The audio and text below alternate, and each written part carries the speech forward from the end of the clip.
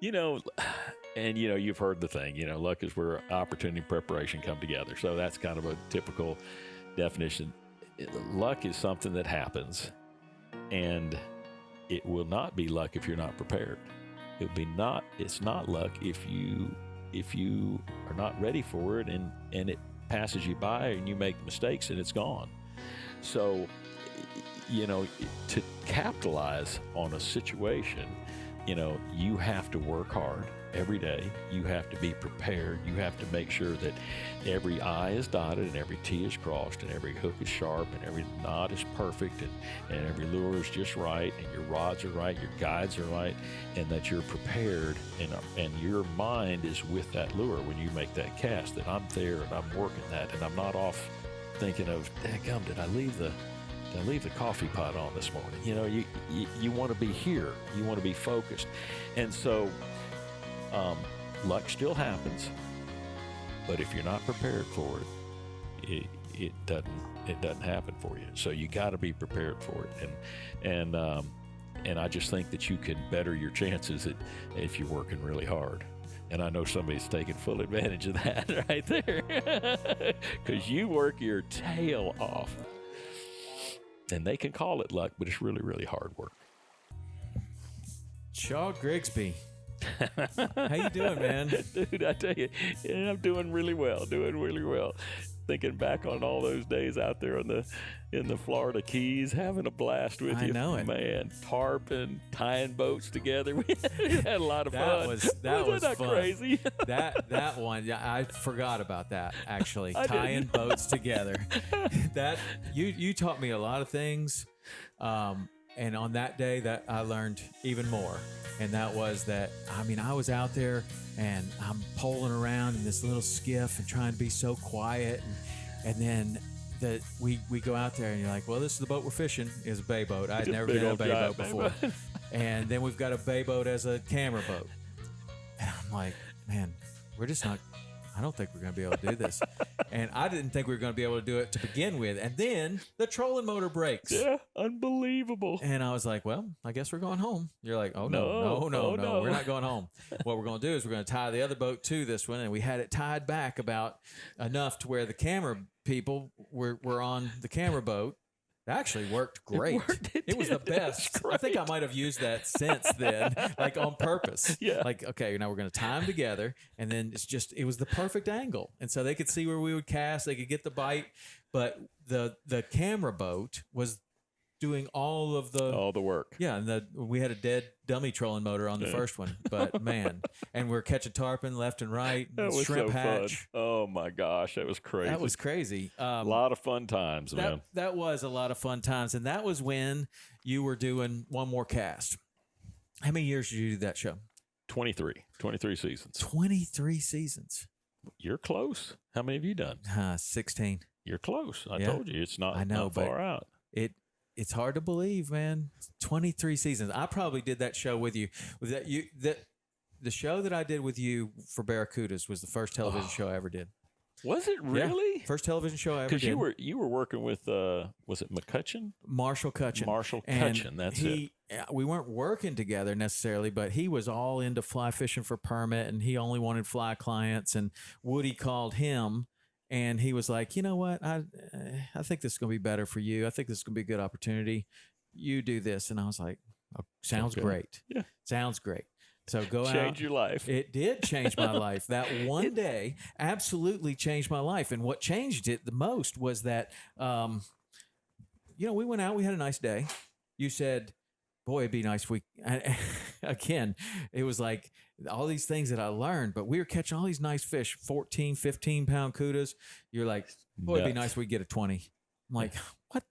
How much can we possibly do here? I mean, one 15 pounder after another.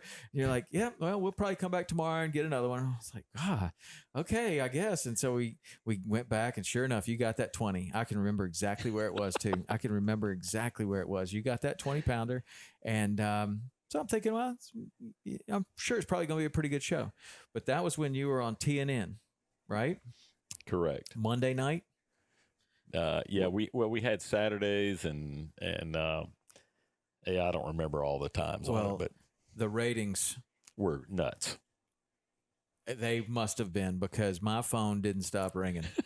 And it changed everything. I'm like, there's something to this TV thing. Like, there is something to it. Like, I don't know how else you can justify it, but like, I had a literal tape recording voice answer machine, yeah. and it had a cassette tape in it, like a 90-minute cassette tape, full. Like, it had a red light on it that I had never even seen before, right? Like, yeah, the tape full light. And I walked in one day, I'm like, what the heck is that? What is that red light? And Cynthia's like, I don't know. The phone has been ringing off the hook. And so I started listening, and it was another one. Shaw Grigsby, Barracudas, Shaw Grigsby, Barracudas. And I was like, wow, this is that's unbelievable. On Barracuda.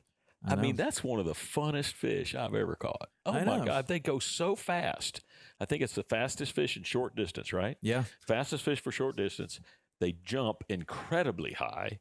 I mean, it's insane. And your fish so active, just reeling a bait real fast. Yeah. It was fun. I mean, that is the fun part about it. Like, that really appeals to a lot of bass fishermen, because if you're used to like throwing a swim bait, or like, what would you equate that to the most, where you're just throwing as far as you can and reeling it in, throwing as far as you can and reeling it in? Yeah, and you're reeling it fast. I mean, really fast. So you're burning a bait. I don't know, maybe like burning a spinner bait or something like that. But and then all of a sudden it just starts going the other way. I remember him so vividly in filming that show, and that I'd be reeling one in, I'd be tight, and you're fighting like this, and all of a sudden the line would go slack, and you go, oh man, he cut me off, and I'll say, your rod's over here, he's going the other way because he's so fast. Like today, we would have a drone up there, and you would see that the fish would take off like this and do a whole circle. The line is completely slack until you catch up to him over here, and but back then there wasn't any drone. It was really like, was that single camera, or we might have had two cameras? I think we had Mark Emery and Wooten. And Wooten, yeah. I think we had underwater and above water, and every now and then we do another camera in the boat, so we'd have two. But the underwater was always scary. That was especially saltwater. We've had some close calls. Yeah, but you had a good cameraman. Yeah, we did. We had a great team. Emery, oh my gosh, was like, he would show me after the shoot. He's like, well, look at the stuff I did with alligators, and look at the stuff I've done with all these other things. Wow, okay, he's won 2 Emmys since personal for his wildlife photography. He's amazing. I saw him at Hawks Cay one year. He was down there doing some filming, and I was sitting out on the back porch of the Hawks Cay thing, and here comes Mark right up. He's like, Tom Rowland. Mark Emery, what are you doing here? But he's a good dude, man. Oh, isn't he? Have you seen any of his deer stuff? Yeah. There was one. Gosh, wasn't there one where the antler dropped while he was filming it? Oh, yeah. Yeah. This time of year is when that's happening. Yeah. Right? And he's filming it, and it just falls off. Yeah. Isn't that cool? That I think the deer, the chances of that happening. Yeah. Awesome. So Shaw, like, in order to get 23 years of One More Cast, I've never known the story of how you got started. It wasn't really anything special. I kept doing little things with other people, like I'd be on back in those days, there was, I didn't film with Rowland, or Hank or Jimmy. It was Orlando Wilson. I filmed 2 shows with Orlando, and then I was asked to do some for a guy that had a show. I'm trying to remember the name of it. Sportsman's Challenge. I did that, and so you're doing bit parts and helping out and such. And I just thought, it'd be something I might be interested in doing. And then we were doing Bass and Golf and Bass and Race with Woody, which were event television. So you'd get, the professional golfers and professional fishermen, put them together and compete. And you do the NASCAR guys and professional fishermen, put them together and compete. And it was some fun times. And one day Woody comes and says, hey, you want to do a show? Regular series. And I went, yeah, why not? So that's how it happened. It was just kind of fell into it. Yeah, but the springboard for that, what was your professional fishing career like before the I was fishing TV? the B.A.S.S circuit and doing pretty good at the time, and I've won a number of events and making the classic really regular at the time. But I started in '84 professionally. I made my first classic in '86, and then again in like '88. But then in the '90s, I was like clicking them off, and we started the show in '96 is when we filmed the kind of the teaser to get it going, and then the first episode, and we pitched it, and it all ran together well. And then in '97 it aired. So we filmed everything in '96 for the '97 season, and it was awesome. Did you always have the idea that it would be more than bass fishing? Yes. Growing up in Florida, my goodness, we got, we got saltwater all around us. And so I always loved redfish and trout and doing all that. And so I wanted it. In fact, when we started the show, if you remember, we had a segmented show. So it was half saltwater and half freshwater every show, but you were working yourself to death. So we only did that like one season. We're like, we're not doing that again, because you have to film 13 freshwater, and filming a segment's just like filming a show. Right. It doesn't take you any less, just because you're going, what do we do, about 22 minutes on a show. And so you would still do about the same time to get your little 10, 11 minutes out of that deal as you did filming a full length. So we just said, no, we'll just go do full shows and mix them up. Yeah. I always liked that format. Like I particularly liked the in fisherman format. Like, yes, remember it's how like they a magazine used to do, type. Yeah, they used to do 3 different segments, and they would have like Larry Dahlberg would do one, and the Lenders would do one, and somebody else would do another, and it would be like, it would all have a theme. Like there would be spring bass fishing, and then there would be kind of the last, right when the ice is out for pike, and then there would be like some other kind of spring thing. And then the next one would have like trout fishing and pike fishing and lake trout fishing. And I always kind of liked that, but it just seemed like that was a lot of work. Like what I know now, like they're filming 3 shows exactly to get that one. And I can see why you would gravitate over to just one. And not only that, it's that when you're out there filming, you really I like to teach. So you like to teach, and it's hard to get everything you want to teach in 10 minutes. It just doesn't happen. And so, there's all these little things you want to cover. And so that was a big thing for me, is that, once you realize how short those things are, that you really wanted the full length. Mm-hmm. So. It's hard. I mean, even in the 22 minutes and 30 seconds is pretty much the time that we're always striving for, right there, 22 minutes, 30 seconds. And when you have all of these different pieces, like the bumps to the break and the billboards and all these other things, the fishing segment is all in a 22-minute show. The fishing is maybe about 12, 13 minutes maybe. And you got to get all of this kind of stuff in there. People sometimes ask, like, you guys don't catch enough fish. It's like, man, if you knew what went into it, you'd be surprised that we caught anything. like tying 2 boats together. So we were doing and this was early on, we were doing a tarpon show, and I was down at Indian River, somewhere down south. And the tarpon, you know how they are. First thing in the morning, they come up, bloop, bloop, bloop, and you can catch them. And then they disappear. Well, I had these little tarpon coming up, and my buddy's with me, Mark Sabides, and we're fishing. And it's like, throw out there. And he catches one. And, little one, what's that, 25 pounds or something. And we get the pictures. And I'm like, all right, good. He let it go. And I said, okay, let's go get another one. And Mark's like, no. So we got to get this shot. We got to have the sunlight right. We got this. And I'm like, do what? I want to catch it. I realized real quick it had nothing to do with fishing. Right. He's like, this is art. Yes. What this is art. So we had to do all this stuff, and I'm like, oh well. Well, there has to be a balance, and this is what we have to always talk to the camera guys, because the camera guys are thinking, look, this is how you make a show. And you have to listen to that, because if you do it with a fisherman's mind, you're going to make a terrible show. It's just going to be catch one, toss it back, catch another one. They have to also understand that, look, it's not like we're going to be able to do this all day. Like, this is 15-minute window of the day. Right. And we can make up these other shots in a half an hour. But if we don't catch that fish right now, not going to do it. You're not going to see one until tomorrow morning. Yeah.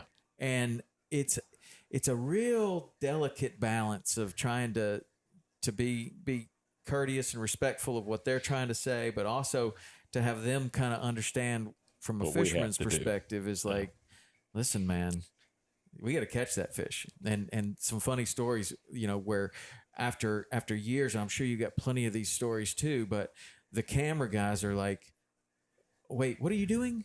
We're going to go catch that fish right there. No. You can't catch that. You're shooting right into the light, man. We can't do that. And it's like, well, he's not going to do that all day. And they're like, well, I mean, we got to catch him the other way. That's like, right. The other get the way. light What do you behind us. mean? You mean I need to pole around this whole fish?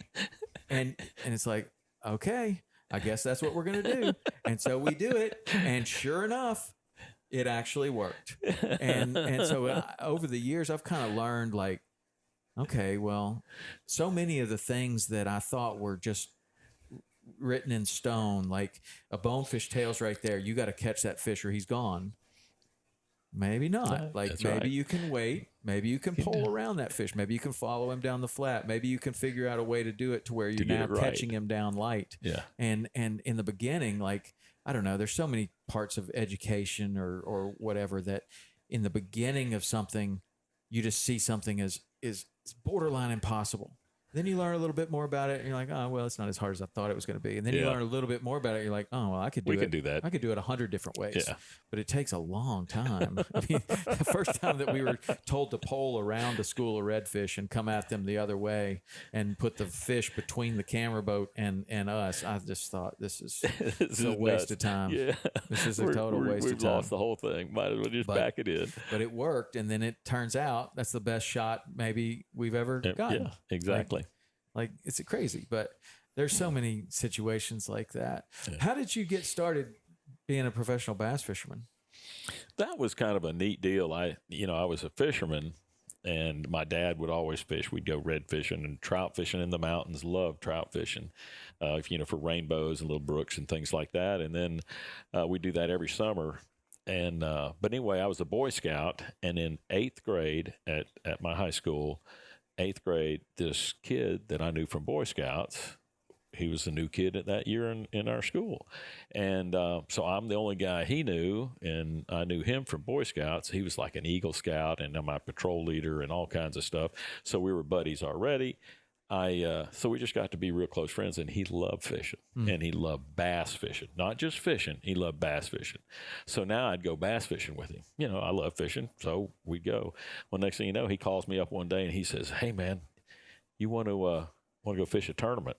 Well, I hadn't fished tournaments, but I was sitting here, I was racing motorcycles every weekend. I'd try to have some race somewhere. Well, I didn't have one that weekend. So we drove down to Kissimmee Chain. And back in those days, they would line all the boats up in line, shoot a flare, and everybody takes off. Dude. So Shotgun start. Yeah, shotgun start. So everybody lines up. We get out there and we're like, well, daggum, I don't want to go way over there. So we just said, well, our boat's not that fast, so we're going to sit behind the main line and we'll let them go and we'll take off. So anyway, this guy comes running by up front and shoots a flare, and all those boats in front of us take off. Now, the two in front of us, these guys had patches and jumpsuits and smoke and all identically dressed up. They were obviously really good anglers right there. Well, they shower down on it, and outboards, they blow big holes in the water because it's going to push the boat to get it on plane. Well, we're behind them, and we hit it, and we go up just like your boat does. It's going to come up, and then it's going to lay flat. Well, there's no water because that's where those two boats. So we went up and just it felt like forever, like 3 feet. My tackle box floated up in the air. When it hit the deck, it blew open. I got rods laying everywhere, baits everywhere, and I'm just kind of scraping them together and trying to hold things together, and I'm going, driving. Well, my buddy Jerry, who did this, Jerry Beavis, I'm like, go straight to the point. So he's wide open. He'd cut to the point because everybody else was kind of doing this. We cut off about 20 boats at that point. Then he cuts to the canal to go from Hashtinahaw into Cypress. And I said, go right to the bank. So he's over there, and I'm still holding pods and keeping baits. And he cuts next to that, and we cut off about another 20, and we're running down the bank, maybe 6-8 inches off the bank, just down. And it was awesome. I get to the locks going into Toho, and I'm shaking. I'm like, this is the best ever. And I'm putting tackle up, and I tie a Texas rig, simple Texas rig, bullet weight, hook, worm. I tie it on 3 times and forget the weight. That's how jacked up I was. I was like, this is a sport for me. I get to fish and race. This is it. So that was it. That was the end of it. I started fishing. Wow. And motorcycle racing just kind of hit a backseat, or did you stay I wasn't with any it? good anyway. I just liked it. Yeah. You know. Well, and then in the early part of bass fishing, like back in those days, was there a horsepower restriction? Yeah, we had 150, so 150 horsepower. But actually, back then, when that happened, when we were doing the deal, the biggest motor was like a 125 or 135. So that was like the biggest motor made. So I think Mercury had a 135 and OMC had a 125. And so that's a long time ago. But since then, Bass went to a 150 horsepower rating when I started professionally, and it's been that way for years. And then they finally broke it open to 250. So now the boats are really scooting. How much difference does that make in bass boats? Doesn't.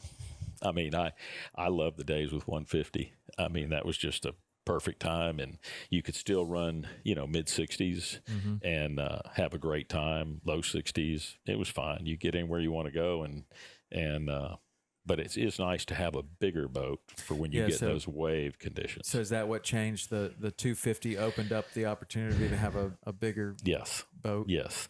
So by going from 150 when you could have like an 18-footer, now you can have like a 21-footer, and it makes it a little bit more comfortable. Mm-hmm. I wonder why the bay boat style. Like there were a couple of years there where there were like a center console style bass boat people tried it. Why do you think that the bass boat design has stayed the way it is? I don't know. It's real efficient. I mean, real efficient and real comfortable in the sense that it's really set up for fishing. You got a trolling motor on the front. You're maneuvering yourself. It's almost like you're floating the whole time. I need to go there. You don't even think about it because foot pedal retains your body retains the knowledge of if you have your foot here, it's going this way or this way. You don't even look. So, with the foot pedal operation, you like, I got to go there. You touch your toe a little bit and you go to it. And it's just like so natural and so easy and to be able to ease in quietly and work cover and ease out. And so I just think that whole style really suits itself to pursuing, going after the bass. Yeah. Yeah, it's an interesting boat. Like coming from the saltwater boat and getting in, like when we were filming the Sweetwater show, I hadn't spent time in a bass boat in a long time, and I'm getting in there and I'm kind of like, these are different boats, but they're very, very. I guess they're perfectly designed for the purpose. Exactly. Whereas like the bay boat is also perfectly designed for my purpose. Yes. And I kind of get in the bass boat and I'm like, I wonder why they don't do it like this. Or I wonder why they don't do it like that. But they're designed specifically for the bass fishing. Yeah. You get on those lakes and in a bay boat, you're really not, and sometimes you are, really trying to hold particular spots or whatever, but a lot of times you're working large expanses of water, so it's not as pinpoint. With us, we got to make that cast right there.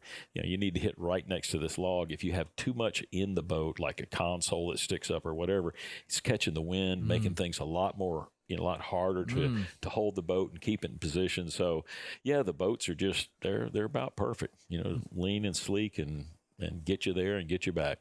What do you think the biggest innovation has been in bass fishing since you started? We've had so many. Electronics are just gone nuts. I mean, going now to where you have, you can scan out, 300 feet, 150 feet on each side, 200 feet on each side. You can see everything under the water. It almost paints a picture of what's down there. Down scan, I now have a forward-facing sonar. What's interesting about that kid, Jerry, that got me into bass fishing, we would catch black drum on the Swanee River. They'd come in these big schools of black drum. And the old timers, if you were quiet, you could hear them because they'd be just making this noise. But you'd also see the water boiling, the turbulence you throw in there and you catch one. Well, we'd catch one and then we'd lose the school because it takes you 20 minutes to land him. These are 30 to 60 pounders. Right. And I got pictures of me and a little kid, holding this big old drum up. And so Jerry's sitting there. All we have is flashers back in the day, okay? And Jerry says, well, why don't we turn that transducer and look for them? Because if we turn it, we're going to find them. And we'll just have to figure out if they're, because it's a flasher, a 60-foot flasher, is he at 20 feet, or is he at 80 feet, or is he at, where are they once you see him on the graph or on the flasher? And so we built this. He was a woodworker, so he built this wood puck deal mounted on the trolling motor, hand control. Back then it was like Silver Troll was like the only trolling motor made way back in there. And so it's hand control, and he put it on there and it didn't work because he shot it straight out. It hit the surface, and we realized, dude, that didn't work. So he had to angle it. So he built another one where we could angle it down slightly, and it worked like a champ. Then we'd stay on him for like 3 hours till you couldn't handle it anymore. I mean, you'd hook them up and you're like, okay. We'd have 2 at a time. Both of us had 2 rods. We're like holding this. Back then you had a pedestal that had a hole, and the seat would sit on top of it. We'd stick a rod in there, finish landing this one, pull this one up, and finish landing that. It was great, man. We had so much fun catching those dudes, and it was all there. And now that's the hottest thing in fishing. Is this forward scan. Now you can look out there and go, there's a fish. You can see. Then you can throw your bait out there and watch the bait go down. There it is. And you can watch him swim over. You go, oh, here we go. Doop. Yep. It's awesome. Yeah. So how cool are the electronics? Power poles, electronics. Those are probably the main things. I'm sure I'm missing stuff, but engines, 4 strokes, oh my gosh, it's just crazy how good things have gotten. Plus the baits, lures, like nuts. Lures and baits and hooks. Everything's gotten better. It's almost like when you think back, like even in my saltwater, experience, like we used to permit fish with J hooks, and they were these crappy hooks, and we'd have to sharpen them all the time and make sure that they stayed sharp. You'd put it through the crab, and now you got to sharpen it again. And now they come out, they're perfectly chemically sharpened, and like I put one right through my thumb not too long ago. They're real sharp. I've done that. They are sharp, real sharp. You've hooked yourself in a tournament many times, and many times. I want to know, like, how did it happen? Because you handled thousands of fish. Right? So how does it happen with a bass fisherman? With a bass, it's pretty simple. They have them in their mouth, and you just can't get your hand in. Like I was filming an MLF, Major League Fishing, and I caught one on a crankbait, and his mouth was kind of pinned closed, and I had to get my hand in there I had to land him. I got it, and I knew it was going to stick me, and it did. So now it's jammed into my thumb, and I got him. And so now in Major League, you don't have anybody to help you. Your boat official's not supposed to help you. Camera guy can't help you. And I'm like, now what do I do? And I go, okay. So I'm holding him, kind of pinning him, and I take it and I wedge that hook, the split ring of the hook, into the crack of his mouth to where it's kind of holding the hook, and then I just back my thumb back out of it, and it was like, you're like, that's going to leave a mark, but I got it out and everything worked out. But it happens like anything else. They just flip and twist and they get you, and I generally get one. They're pretty regular. I mean, it's pretty regular. It's not. I don't even think about them anymore. We just get them. Go, okay, here we go. And we, that string technique. I don't use the string, but that technique is what holds. As soon as you hold that eye down, and then you can pop it, it just comes right out. The best one though, saltwater grouper fishing, shallow water grouper. It was a tarpon day. We're fly fishing for tarpon, cloudy, overcast. You can't see, because once it gets that white cloudy, you just can't see. Everybody goes, let's just go offshore and catch some grouper. All right. So we take off. We didn't have but a rod each. So we run offshore, and I was with a guy named Al DePerick, one of the top guides, tarpon guides ever. He's probably had as many world records as anybody. And I'm with Al and Steve Kilpatrick, who has who guided to the world record tarpon. He's in another boat with a guide, with the charter. We run offshore and we start cranking for him. Well, Al gets one, I get one. We're reeling him in. Well, when Al brings his in, he kind of brings it in. I get mine in. I pin him behind the head. He's not a real big grouper. And I pin him. I got this big jerk bait laying outside. And I said, this isn't good. I said, he's going to get me. And I didn't have gloves, because usually we have gloves. We're prepared for this, where we were tarpon fishing. We weren't. Anyway, he flipped, buried the hook, and I think it's like right here, and it went in and came out and had me pinned with him still on it. That's the worst. And that's those big trebles, you know. And so I'm pushing him against the side, and I'm like, Al, he's got me. You got to help me. So Al brought his in and just flopped him on the deck and left him, came over, got the fish off. So now I got this plug in me here. Al goes back to his, and when he goes for it, the fish flops and buries the hook in his hand. And Al turns as white, and he's like, oh. And so we're holding Al's down. My hand's all met. I mean, I got hooks all at me, and I'm holding his to where, because it's fish is still hooked, and we're like, dude, you realize we're going to float across the Gulf of Mexico, and they're going to see two skeletons with grouper bones and hooks, because there's nothing we can do. I mean, we're all hooked up. We're like, what are we going to do? And so we're yelling, because Steve's at another rock down there. We're yelling, and he finally like, what's going on over there? And he limps over, and then he just starts laughing, like, and we're all hooked up. So thank goodness we had somebody out there that could help us. But then we did this technique, and they all popped out. It was okay, but man, it was like craziness. Yeah, for me, it always seems like I've only had it happen one time, and it was recently. And I was bone fishing. I'm using a circle hook and a shrimp, and there's a lot of fish. We're getting a lot of shots, and I throw to a bonefish, and a little jack about the size of your hand comes over and eats it. Well, the bonefish is still doing his bonefish thing, so I rip this thing in as fast as I can, and it's green as it can be, and the fish went up the line. So the fish is like, well, the hook went through the little, I mean, the fish is only this big. Yeah. And the hook goes through the mouth. And so the fish is kind of on the line a little bit. Well, I reach over there to grab the hook, and I knew as soon as I did it, I knew it was a bad mistake, because I was looking at the bonefish. I'm looking, and I'm trying as fast as I can to get this off, because I'm thinking, get him off, get a shrimp, cast, and catch the bonefish. Right. And so as soon as I reached for the fish, he was just barely had just enough of that hook to where he was staying right here. And then he slipped down the line, and immediately it pulled the hook like down. This, and it pulled the hook right into my hand. And now I was like, really? No. I mean, first thing is I was thinking, well, I'm not going to catch that bonefish. Doggone, that's what they do. And we got cameras. We got everything. I'm like, I must have said something bad, because Rich goes, what happened? And I said, I'm going to need a little help. And he's like, okay. And so I'm holding the thing, and the fish is flopping, and I'm trying to get the fish, but I'm also trying to hold a rod, and we got the remote control for the trolling motor now. So I've got all this stuff in my hands. And I'm like, I need you to come up here and cut this fish off. And he's like, uh-oh, that doesn't sound good. So he comes up there and cuts the line. So now the fish is off, and I'm like, okay, now I could relax, because it's not right. But we didn't have, like, my pliers were thick. I had these Van Staal pliers, and so they were good pliers. So wide. Yeah, great pliers, but they were too wide to get in there and bend the barb down, like, because of the circle hook. Right. And so now we have to go through, and we find the oldest, worst looking needle nose pliers that have a rust stain all over them, and we finally get it in there and just pinch that barb down.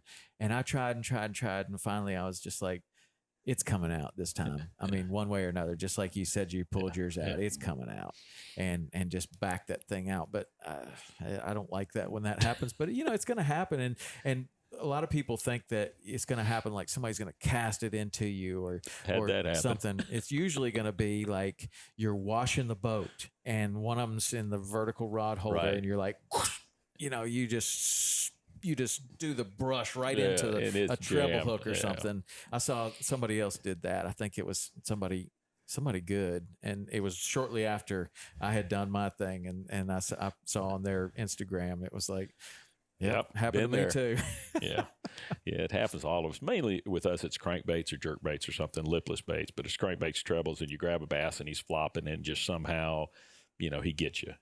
Some of those baits are like this, and they got 3 treble hooks on them. That's a lot of hooks. Yeah, so I get it pretty regular, and it used to bother me, like, okay, but now it's more like, here we go. Yeah.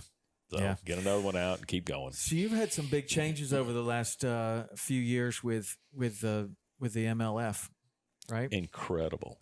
So tell me about that. Like you were one, or were you one of the early Yep, pioneers one of it? One of the founders. There's You were one of the founders. yeah.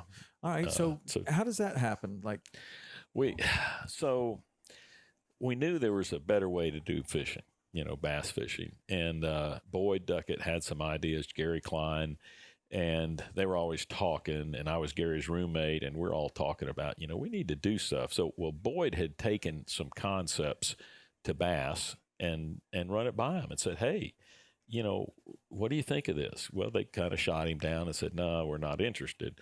And Boyd knew that there's a sports market out there, meaning people that watch football, basketball, baseball, hockey, soccer, all that stuff. And you have that group of people, and it's this big, right? It's huge.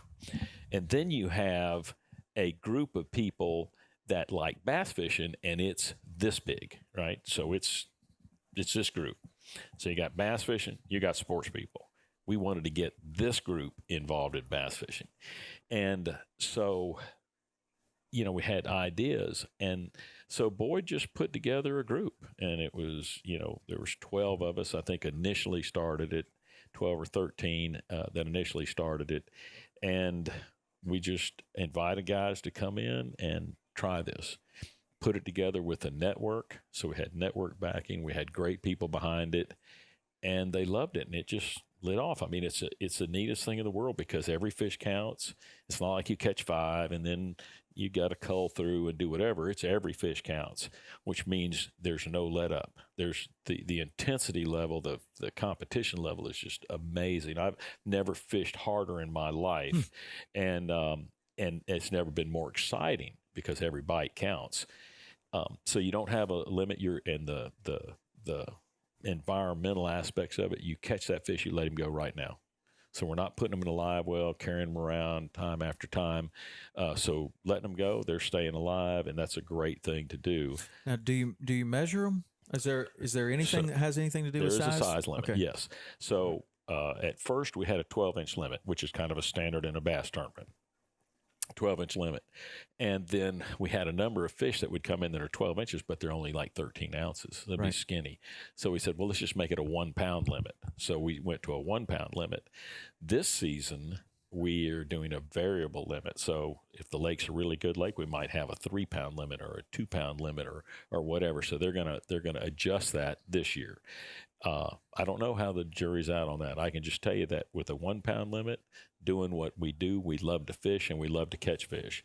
And our ratings have gone just stupid. I mean, it's just climbed exponentially, and we're off the charts now. So we're like the number 1 show on like every market that we air. And usually way above anything that's number 2. So you're doing the right thing when the people like it. I go to the sports shows. I was just at East Tennessee Fishing Show, and every person walked up, man, that is the greatest thing. I just love it. Love watching you guys do this. That's the feedback we get. And so it's really neat. It's awesome to be a part of it. We went from Major League to doing a tour. So we went to the Bass Pro Tour, and then we took the 80 best anglers in the world, and they all signed up, and we started a tour. And it's been an adventure. Last year was the first year. We're coming to the second year now. It's been awesome. It's well received. I mean, like I said, we blew away the ratings. We were on Discovery Channel, and with that, and we really are just getting started. So we're making changes and adjustments because we know that this is just what we were able to do first season. Just like you. Next season, we're going to incorporate this. Next season, we'll make this change and this change. And as you keep going, you get a better product. And so we're just in our infancy. So how much of what you're doing is that group of professional anglers saying, I think this is what's needed, and how much of it is the input from fans and people that watch or sponsors or whoever? How is this thing evolving? So the anglers actually make the decisions, which is really cool. That's the first time we've been able to be angler-driven, anglers, doing their deal. The first decision they made was no entry fees. How was that? So we took sponsor money, and we're fishing for sponsor money. It's the first time that's happened in fishing ever, is to have that go on. So and then they're making other decisions, when we need decisions on, how do we need to do this, or what decision we need to make on this, on format or whatever. And they're the ones that drive it all. So in fact, they're the ones that went to this variable size limit. So anyway, we always trying to tweak things and make it a little better.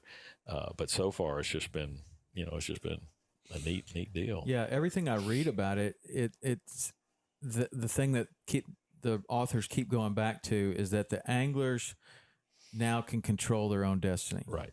So they're able to do that because they're owners and decision makers, or there is a group of owners. There's about, I think there's 17 stockholders, owners.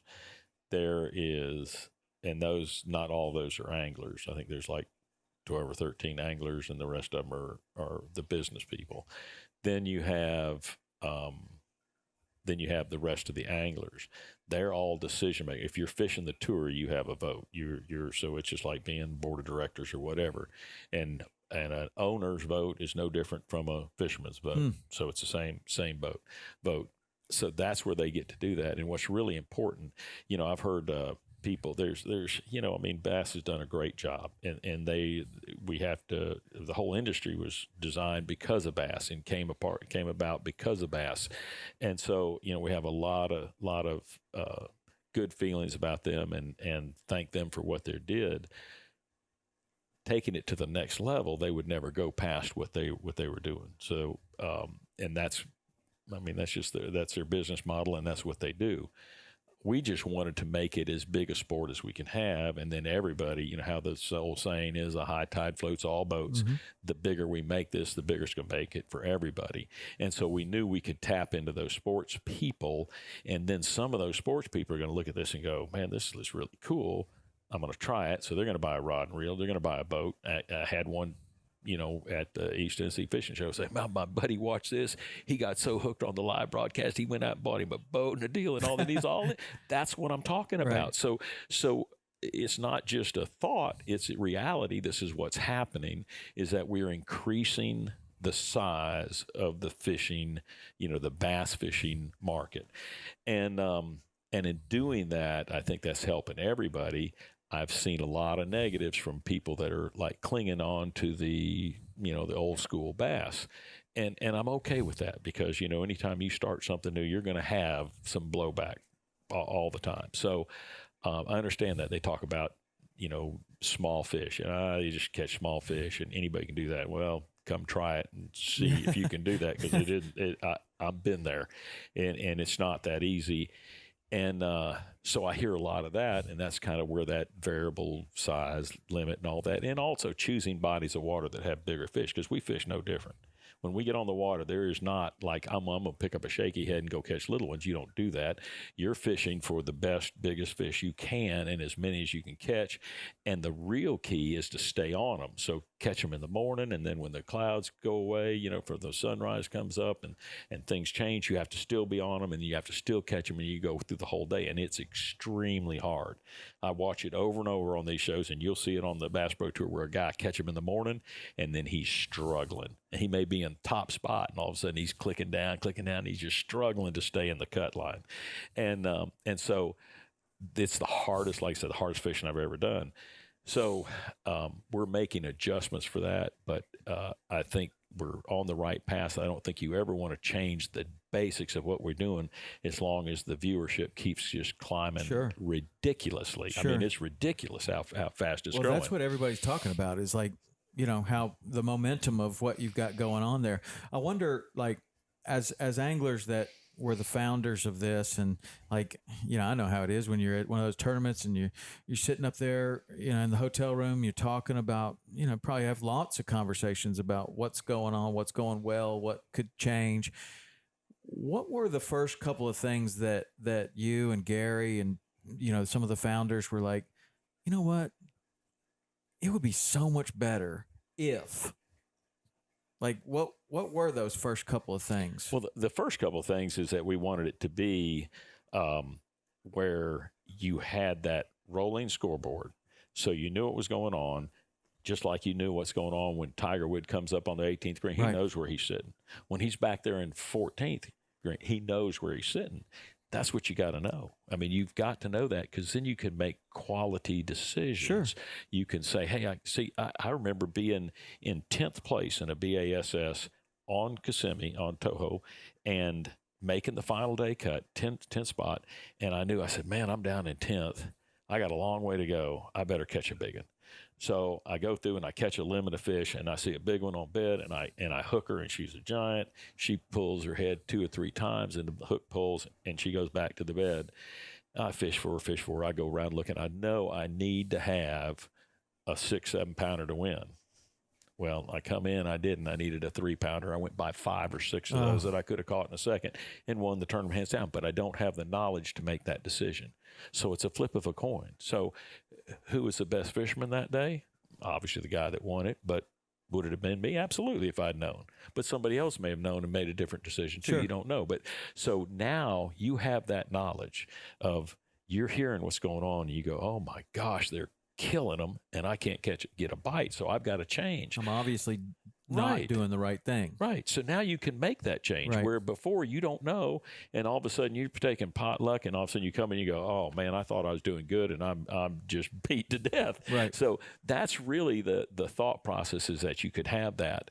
And then we always liked the catch and release. Let them go, get them back in there, and that was one of the biggest things that why Johnny Morris likes it so much. He's so big in environmental issues and things like that, and being able to turn that fish loose. Where you means caught more. him. Yeah, right there. You're not doing any damage anywhere. You just catch him, let him go. Yeah, it's an interesting thing. Like, I mean, bass fishing is responsible for the catch and release movement. Live I mean, that's wells, where it aerators. came from, right? Like, catch and release of all kinds started with bass fishing, like in that term. And I think Johnny Morris was a big part of catch and release. Oh, that's catchy. Okay, let's use that. Catch and release. Okay. But I always thought that, and we see the same thing with the bonefish. Like, you have these bonefish tournaments in these places, like in downtown Alamorada, and you would have the best guides with the best anglers going out all over the place, and then bringing the most dominant, most aggressive fish back to the same place for 20 years in a row. And I believe that was like an artificial stocking program, and the downtown Alamorada bonefish was basically an angler induced artificial stocking program of the biggest, most aggressive fish being brought back to the same place for a long period of time. And some of those are going to stick around. Absolutely. And they did. And that was the best bone fishing in the world. So that's an example of how it could really be great, I guess.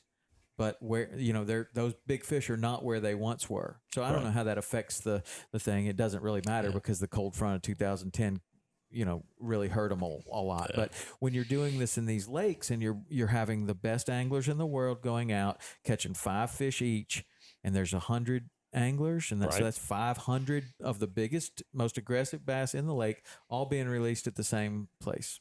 I don't know. Does that have an effect on them? Yeah. Who knows? We did some radio telemetry, and have done that in a few situations. It's pretty cool to see that in tagging studies that, some of the fish, and it's just real cool to see how fish are so individualistic, but some of them, they get let go and they go, just like you said, I'm right. They go, dude, this is pretty good. Yeah. I got food. I got nice. This looks I'm all right. happy. I'll just stay right here. Others, they'll make a 20, 30, 40-mile hike right back to where they were. Really? And they find their way all the way back. This is my home. This is where I want to be. It's the craziest thing in the world. That is the craziest thing. Isn't to think awesome? That with all the jarring around in the live well and running back and forth, and that they would have the sense of direction to know where that was. Like a salmon, I guess. Well, a salmon could do that. We know so little. We think we know, but we know so little. If you really, open up, peel back the onion, so to speak, open it up and look what's in there. It's really cool. Yeah. What about the rule about the bass can't touch the boat? That's another just conservation things. You don't want to body slam them, throwing them in and poof, drop them in. The slime coat's left on there, and then they can develop, sores and they get, infections and stuff like that. So we're just trying to keep it, doing everything you can to respect your fish that you catch and not beat them up, and then you don't Cross What them happens over if they to- do touch the boat?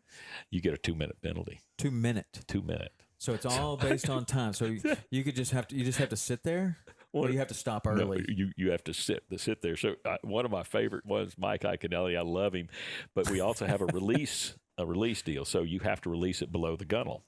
So Mike hooks up on a crankbait and he reels it in. It's a little guy, so he knows it's little itty bitty, So he brings it up and he picks it up like that. Well, it drops off and boom, hits the deck. 2-minute landing violation. And he's like, "Oh, doggone!" He picks up, he pitches it. Two more minutes. And so they type it in, and he's just got to sit there, and he's just fuming. And I'm like, "That's funny as heck." That's a guy that I can't don't sit care who you still are. anyway. That's funny. He can't sit still anyway. I had him on my podcast, and he's moving all the time. I love awesome. him. I love that guy. That guy is so. First off, he's smart as can be, but he's extremely good angler. He's an extremely good marketing person. I've seen him in business meetings with CEOs and all, and he is outstanding. Then I remember going to a B.A.S.S university. He and I flew in together. We show up, I think it was in Springfield. We go to the motel. We check in. There's like a 9-year-old kid there. He wanted our autograph. So I sign his autograph. Mike signs his autograph. And Mike talked to him a second while going up the room. I do whatever. I get all unpacked and do some things and watch a little TV. I would go down because I wanted to get something. I left something and I went down to the counter to get it. Mike's still down there. It's like an hour and a half later. Still down there talking to that kid. That's Mike Iaconelli. Yeah. That's the side you don't normally see. Yeah. His dedication to his fans and kids is outstanding. I saw that in him, and I had a wonderful experience with him because I only know him from TV. I don't know that he has any idea who I was or anything. And his manager guy that's with him, I had been in touch with him and asked him to be on the podcast, but I never could get in touch with Mike or whatever. And he's been doing that thing the last couple of years where he's wearing those disguises around ICAST, and it's really kind of funny, right? Like what he's doing, like he wear a wig one day and he's like trying to, I don't know exactly what all it's about, but it's pretty funny what he's doing. And so he's got this mustache on, and it's like this twirly mustache, and it's real big, and he's got this thing on, and he went to breakfast, and his manager walked by and saw me sitting there. And he goes in there and he goes, "Hey, Tom Rowland's right out there." So Mike gets up, comes right out there. He's like, "Hey," and shakes my hand, and he's like, "Mike Iaconelli." He goes, I know that you had been in contact and you wanted to have me on the podcast, and I want to say right now I'd be honored to do it." And I'm looking at him, and he's got this silly mustache on. And he's like, I'm like, "Oh, you know about my podcast?" And he goes, "Of course I know about your podcast." And it hits him, and he's like, "I've got this stupid mustache on." It was so funny because he was just trying so hard, and then he just realized, he's like, "I've got this stupid mustache on the whole time I'm talking." And he rips the thing off, and anyway, he came up, and we had just a great conversation. And he's a really good dude. So did it did it surprise you at all, the influx of the quality of anglers that came to MLF so quickly?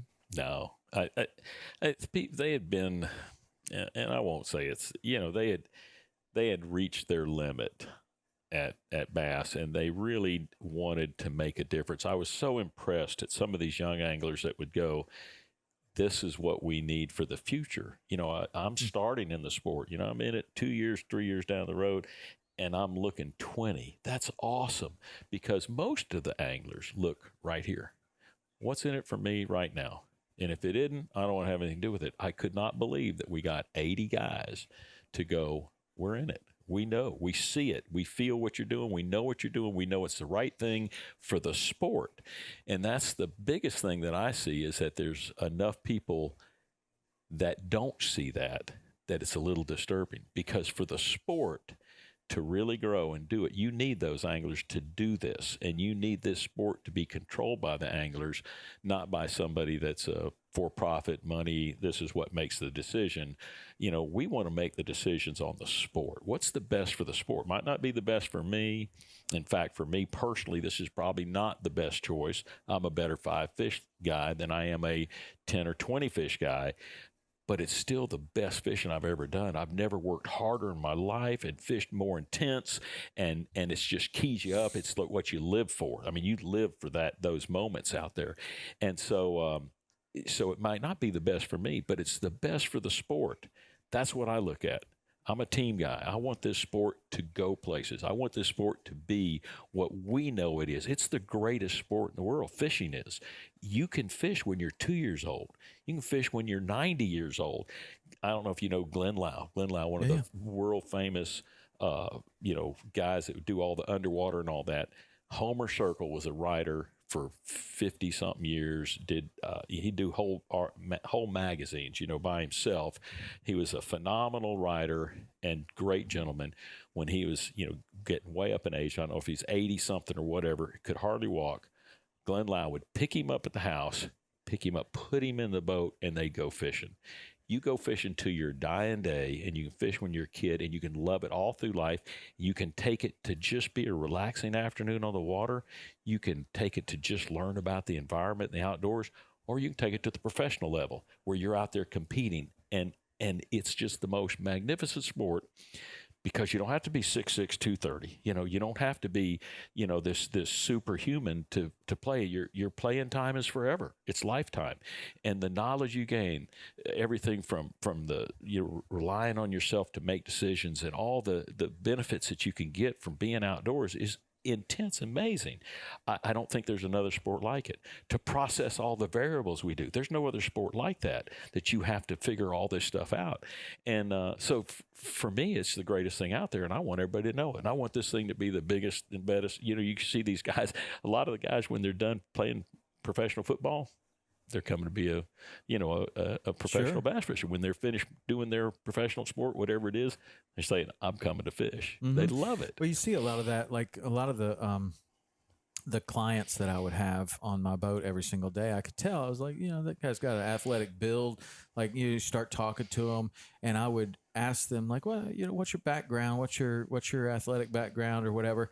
Just because I'm interested in that. And there were a remarkable number of people that were wrestlers. Were really into it, and I always thought that was kind of interesting because wrestling is physical chess. It's as you get to a high level, at a low level, it's just brute strength. At a high level, it gets to be like a guy that's not as good as someone else can beat that person by using that person's strengths against them. Right. And then there's like this thinking 2 or 3 moves ahead, and it's physical chess. Fishing is chess. It really is. And tournament fishing can really be chess. And especially like what you're talking about now, as this information that was not available to you before, it becomes even more of a game of chess. Right. Like before, you're kind of thinking it's a game of chess, but if you don't know what the other guy's move is, then how can you make a move that makes any sense? Right. And that's an interesting thing. Well, how did it make sense for the acquisition of FLW? Oh, that was a beautiful thing to happen.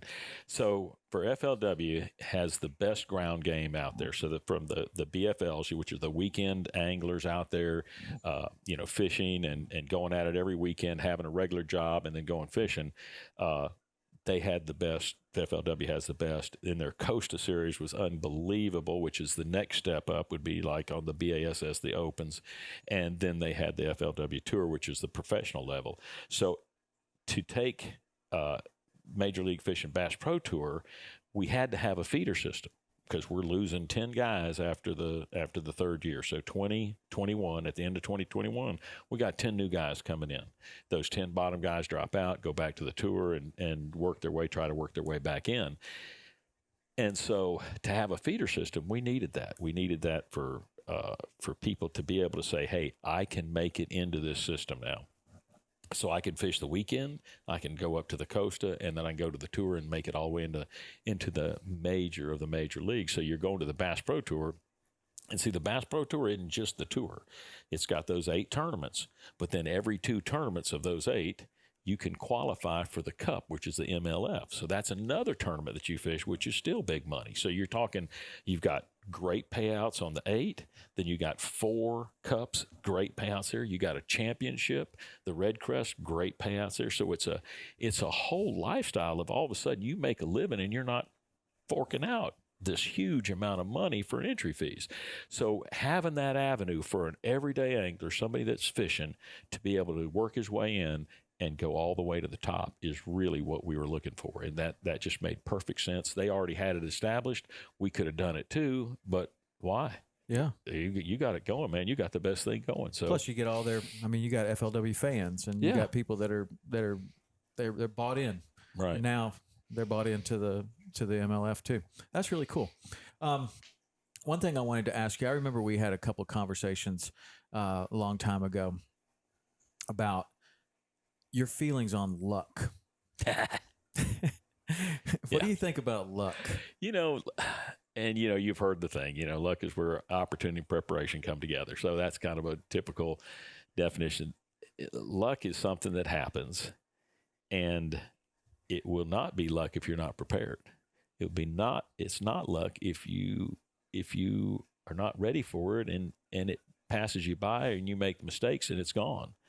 So, to capitalize on a situation, you have to work hard every day. You have to be prepared. You have to make sure that every I is dotted and every T is crossed and every hook is sharp and every knot is perfect and every lure is just right and your rods are right, your guides are right, and that you're prepared and your mind is with that lure when you make that cast, that I'm there and I'm working that and I'm not off thinking of, dadgum, did I leave the coffee pot on this morning? You want to be here. You want to be focused. And so luck still happens, but if you're not prepared for it, it doesn't happen for you. So you got to be prepared for it. And I just think that you can better your chances if you're working really hard. And I know somebody's taking full advantage of that right there. Because you work your tail off. Well, and they can call it luck, but it's really, really hard work. Yeah. Well, it's been that same kind of thing was once explained to me by a great guide, Tim Hoover. And I asked him about, he would beat me in every freaking tournament he would win.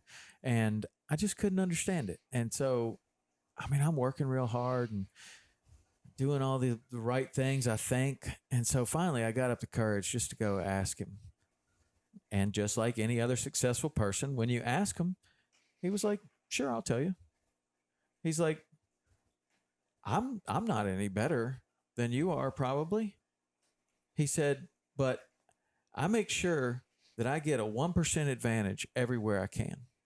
And I said, what do you mean by that? He goes, well, I do the research to find out what the best hook is, and I make sure that it's perfectly sharp. That's right. And I have a 1% advantage right there. And I do the research to figure out how to keep the bait in the bait well so that it'll never die and it'll always be perfect. And I know where to buy it and I know how to have it be perfect. My bait's perfect. That's a 1% advantage. Sometimes that's 10% advantage, but it's a 1% advantage. And he said, I make sure that my engine, before a tournament, I've tuned up the engine and I've maintained my stuff. I make sure that my wheel bearings are taken care of. Those are 1% advantages. I make sure that when I wake up in the morning that I've got extra this and extra that and extra this, and that's a 1% advantage. And he goes, even just in what we've talked about here, I've got a 10% advantage on you right now. That's right. And he said, and I've got a 30% advantage on most of the people here, and I've got a 60% advantage on the other ones. And you wonder why I win? He's like, and that's kind of what you're talking about. Like, it is. There might be luck. Like all of a sudden the sun comes out just as a tarpon swims right in front of you. But if you're sitting down eating a sandwich, it swims right on by. That's right. But if you're tying on a rusty old hook, it might break. And it's kind of the same thing. Didn't check your knot, set the hook on like it, and there you go. Right. Yep. Yeah. And he was just, it made a big impact on me, that too. It's like, okay, so I'm not just going to tie the same knot every time. I'm going to go home. I'm going to practice these knots. I'm going to test them on a scale.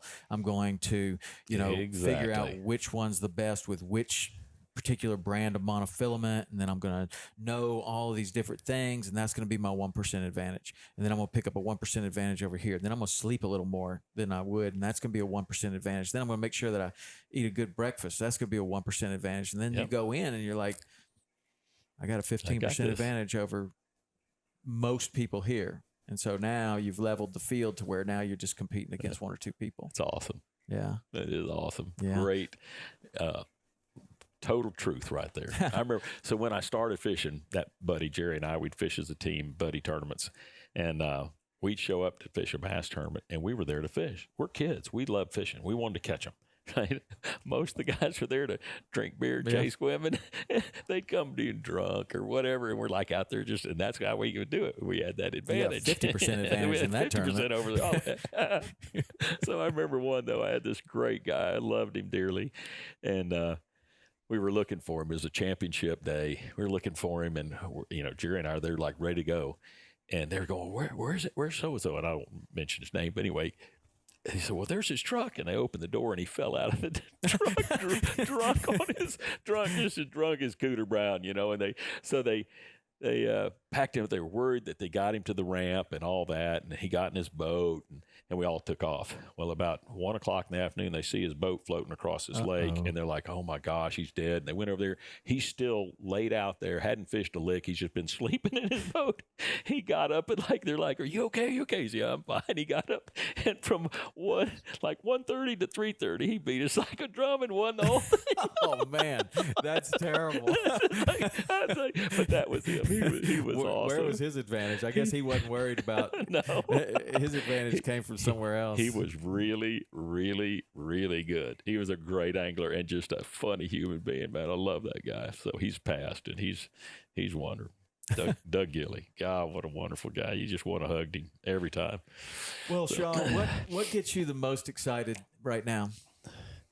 I'm excited about the next level on the Bass Pro Tour, and I'm excited about my new job as a coach. I think that's neat. I've always loved to teach, and I'd like to make a difference in some kids' lives, as they go up. And you know how much passion we have for fishing, and hopefully I can instill some of that and help them navigate through the little things they need to navigate through. And maybe who knows, we see a really incredible angler come along in the next few years. Well, I'm sure that you will.